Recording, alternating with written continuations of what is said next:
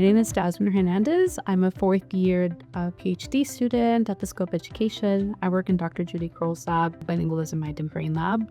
And I do research on bilingualism. I look at the relationship between language and cognition, particularly through speech production.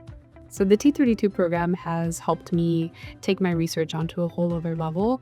I am now integrating the use of the EEG machine, and that's really helping me to look at the temporal dynamics of speech planning. So what goes before the actual production of speech. And so that's the idea behind using that. Aside from that, the T32 has also allowed me to take all these courses that I was not familiar with. And these topics have been integral in how I'm now seeing the questions, my research questions, how I'm addressing them, how I'm thinking about them.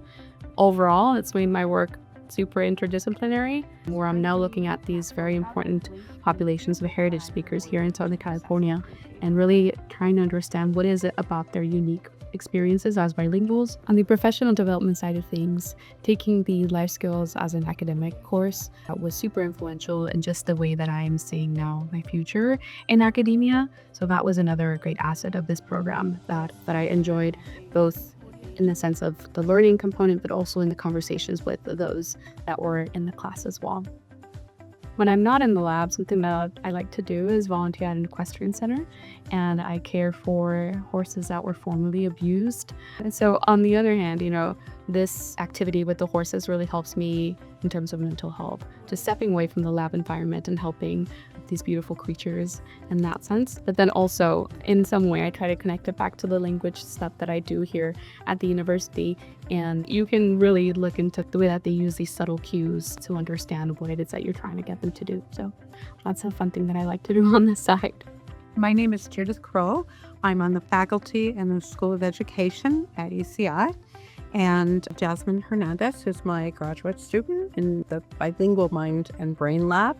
And the work that we do has been focused for a long time on the idea that more people in the world are bilingual than monolingual, and that what we know about language and the mind and the brain has been studied until recently, largely in monolingual speakers of English.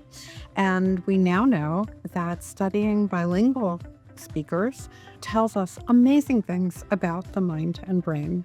And the work that Jasmin's been doing really contributes to this by looking at a particular population of bilingual speakers who are heritage speakers of Spanish as a home language and who speak English as their dominant language in the community.